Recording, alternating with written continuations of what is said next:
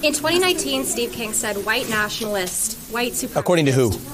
New York Times. This was a direct. Yeah, according to the New York Times, which he has challenged the existence of whether he actually ever said that to the New York Times. They have not produced one recording of it.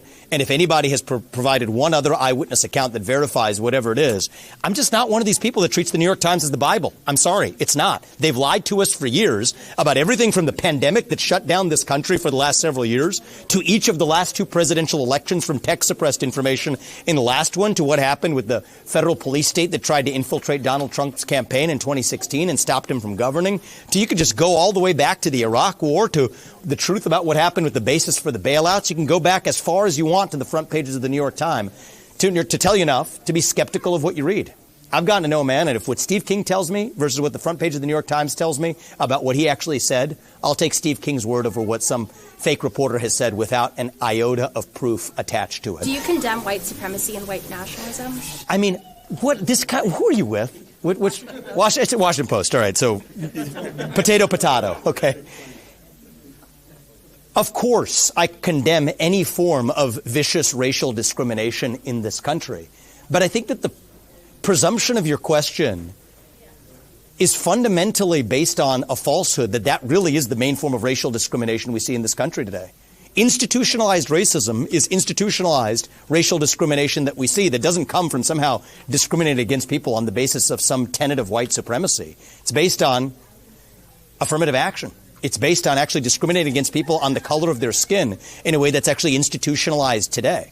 Was there a point in our history, at points in our prior national history, where there have been vicious forms of anti-black or anti-brown discrimination throughout this country after the Civil War and otherwise? Yes. But you're looking in the rearview mirror and using that to pose a question today that is so far removed from what the reality is in America today.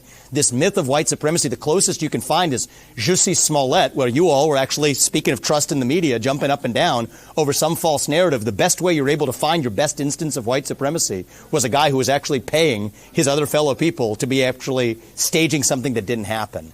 And so stop picking on this farce of some figment that exists at some infinitesimally small fringe of the American public today to open our eyes to the actual real threats that we face. And I think that it's frankly questions and framings like that that has caused the American public to lose all trust in the mainstream media, I'm sorry to say, for good reason.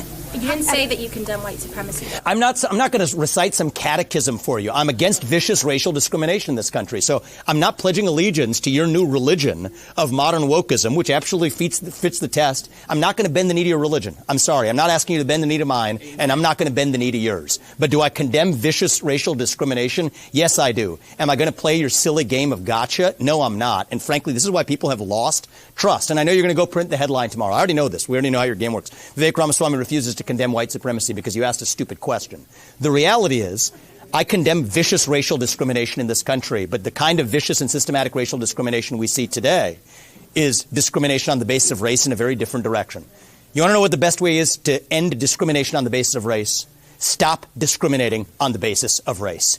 Do that, and we're going to move this country forward. And I don't care whether you're black or white or brown or anything in between. That's how we're going to unite this country. You people have been responsible for dividing this country to a breaking point, creating a projection of national division. I meet people from the south side of Chicago to meetings like this one of every shade of melanin, multiple, from man to woman, doesn't make a difference, who are hungry for reviving unity in this country. And you, with your catechism that you try to get to politicians to whatever fake headline you're going to print on the basis of this conversation tomorrow, that's what's dividing this country to a breaking point. Shame on you. Look people in the eye and tell them what you've actually failed to tell them for the last 5 years. Own the accountability for your own failures as the media. That's how we rebuild trust in this country. And until then, I don't have a lot of patience to play the games.